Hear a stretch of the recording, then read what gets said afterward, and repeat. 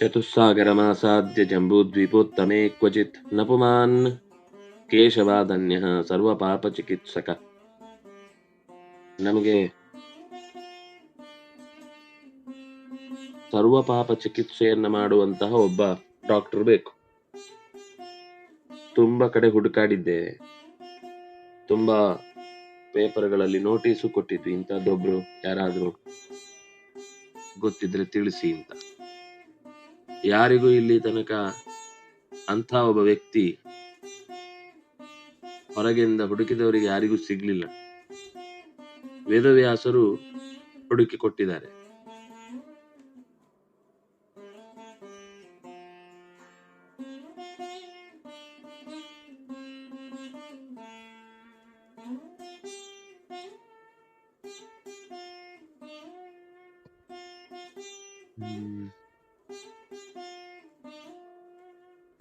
ಚತುಸ್ಸಾಗರ ಮಾಸಾದ್ಯ, ಇದು ಸಾಮಾನ್ಯವಾಗಿ ಪ್ರಧಾನವಾದ 4 ಸಮುದ್ರಗಳ ಮಧ್ಯದಲ್ಲಿ ಈ ಜಗತ್ತು ನೆಲೆಸಿದೆ ಅನ್ನುವ ಹಿನ್ನೆಲೆಯಲ್ಲಿ ಈ ಮಾತನ್ನ ಹೇಳುವಂಥದ್ದು. ಚತುಸ್ಸಾಗರ ಮಾಸಾದ್ಯ, 4 ದಿಕ್ಕುಗಳನ್ನ ನಾವು ಅನುಸರಿಸಿ ಹೋದ್ರೆ ಜಂಬೂದ್ವೀಪೋತ್ತಮೇ ಕ್ವಚಿತ್. ಜಂಬೂದ್ವೀಪ ಅಂತಂದ್ರೆ ನಾವೀಗ ಇರುವ ಭಾರತ ವರ್ಷಕ್ಕೆ ಸಂಬಂಧಪಟ್ಟ ಪ್ರಧಾನವಾದ ಜಾಗ. ಜಂಬೂದ್ವೀಪೋತ್ತಮೇ ಕ್ವಚಿತ್, ಎಲ್ಲ ರೀತಿಯಿಂದಲೂ ಹುಡುಕಾಡಿದ್ದಾರೆ ಇಂಥ ಒಬ್ಬ ದೋಷಕ್ಕೆ ಪರಿಹಾರವನ್ನು ಕೊಡುವಂತ ಒಬ್ಬ ವ್ಯಕ್ತಿ ಬೇಕು ಅಂತ. ಆದ್ರೆ ಅದ್ಯಾವುದಕ್ಕೂ ಸಿಗದೆ ನಾವು ಎಷ್ಟು ಪ್ರಯತ್ನ ಪಟ್ಟರೂ ಕೂಡ ಒದ್ದಾಟ ಪಡುವುದೇ ಆಗುತ್ತೆ. ಅದಕ್ಕೋಸ್ಕರ ಸ್ವತಃ ವೇದವ್ಯಾಸರೇ ಆ ಸಮಸ್ಯೆಯನ್ನ ಪರಿಹರಿಸುವುದಕ್ಕಾಗಿ ಒಂದು ಸೂಚನೆಯನ್ನ ಕೊಡ್ತಾರೆ. ಜಂಬೂದ್ವೀಪೋತ್ತಮೇ ಕ್ವಚಿತ್.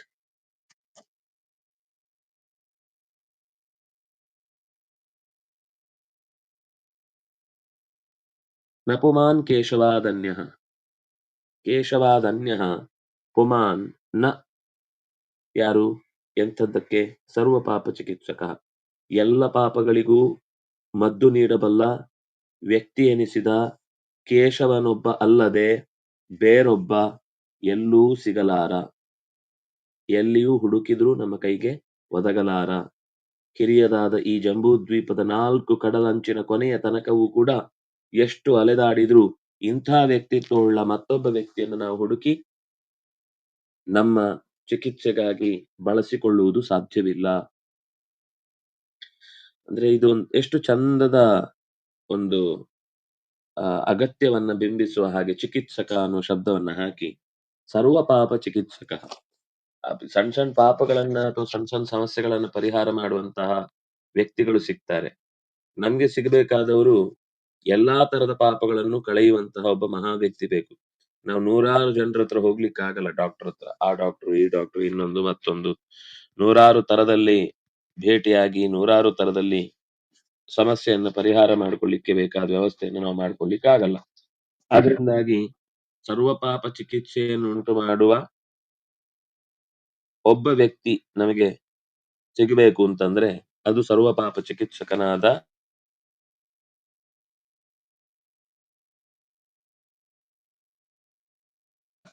ಪರಮಾನ್, ಅಂದ್ರೆ ಪರಿಪೂರ್ಣನಾದ ವ್ಯಕ್ತಿ ಅಂತ ಅರ್ಥ. ಪರಿಪೂರ್ಣತೆಯನ್ನು ಹೊಂದಿಲ್ಲ.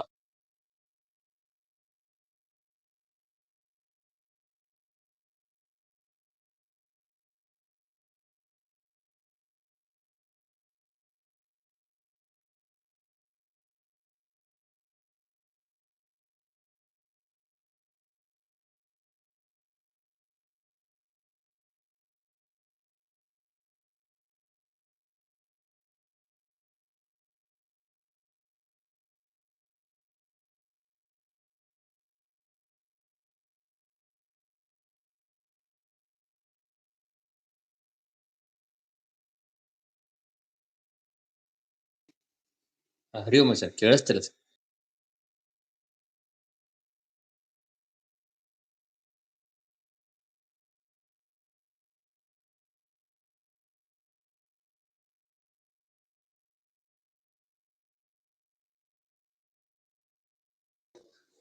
ಹರಿ ಓಂ ಸರ್, ಹರಿ ಓಂ.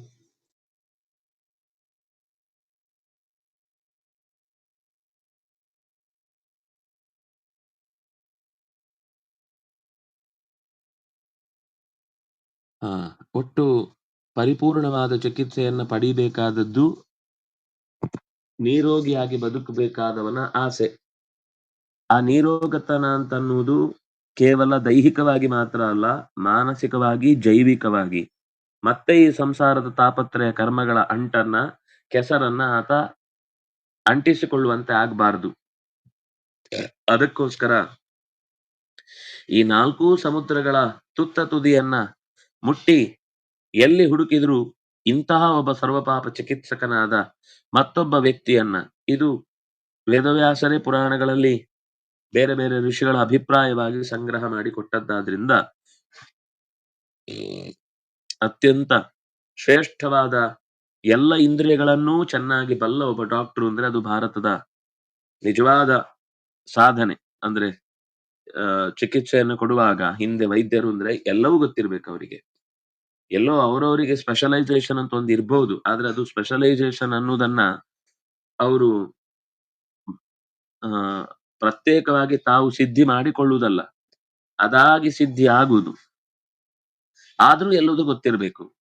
ಇವತ್ತು ಆ ತರದ ಚಿಕಿತ್ಸೆಯನ್ನು ಮಾಡ್ಲಿಕ್ಕೆ ಬೇಕಾದ ಅಧ್ಯಯನ ಅಷ್ಟೆಲ್ಲ ಯಾರು ಓದ್ತಾರೆ? ನಮ್ಗೆ ಇವತ್ತು ಅದರಲ್ಲಿ ವಿನಿಯೋಗ ಮಾಡಿದ್ದನ್ನ ಇನ್ನೊಂದು 5 ವರ್ಷದಲ್ಲಿ ತೆಗೆದು ಸಂಪಾದನೆಯನ್ನ ಮಾಡಿ ಸಾಲವನ್ನು ತೀರಿಸ್ಬೇಕು ಅಂತನೋ, ಅಥವಾ ಕಳ್ಕೊಂಡಿದ್ದನ್ನ ಮರಳಿ ಪಡಿಬೇಕು ಅಂತನೋ, ಅಥವಾ ಈ ದೊಡ್ಡ ದೊಡ್ಡ ಕಂಪನಿಗಳ ಕೈಗೆ ಸಿಕ್ಕಿ ಹಾಕಿಕೊಂಡ ಬಳಿಕ ಅವರು ಹೇಳಿದಂತೆ ಕುಣಿಬೇಕಾಗತ್ತೆ ಅನ್ನುವ ಕರ್ಮಕ್ಕೋ, ಸ್ವಲ್ಪವೂ ಮನುಷ್ಯತ್ವಕ್ಕೂ ಕೂಡ ಅವಕಾಶವಿಲ್ಲದ ಸ್ಥಿತಿಯಲ್ಲಿ ಚಿಕಿತ್ಸೆಯನ್ನು ಕೊಡಬೇಕಾದ, ನ್ಯಾಯ ಅನ್ಯಾಯಗಳ ಮಧ್ಯೆ ಗೆರೆಯೇ ಇಲ್ಲದಂತೆ ನಿಯಂತ್ರಣ ಯಾರದ್ದೂ ಕೈಯಲ್ಲಿರುವ ಹಾಗೆ ಇವತ್ತು ಚಿಕಿತ್ಸೆಗಳು ನಡೆಯುವುದನ್ನ ಅಣಗಿಸುವ ಹಾಗೆ ಸರ್ವಪಾಪ ಚಿಕಿತ್ಸಕ ಅನ್ನುವ ಶಬ್ದ ನಮಗೆ ಎಚ್ಚರಿಕೆ ಕೊಡುತ್ತೆ. ಎಲ್ಲ ತರದ ಚಿಕಿತ್ಸೆಯನ್ನು ಕೊಡಬಲ್ಲಂತಹ ಒಬ್ಬ ವ್ಯಕ್ತಿ ಇದ್ರೆ ಅದು ಪರಮಾತ್ಮ. ಆ ರೀತಿಯಾದ ಚಿಕಿತ್ಸೆ ವ್ಯವಸ್ಥೆ ಈ ನೆಲದಲ್ಲಿ ಇತ್ತು.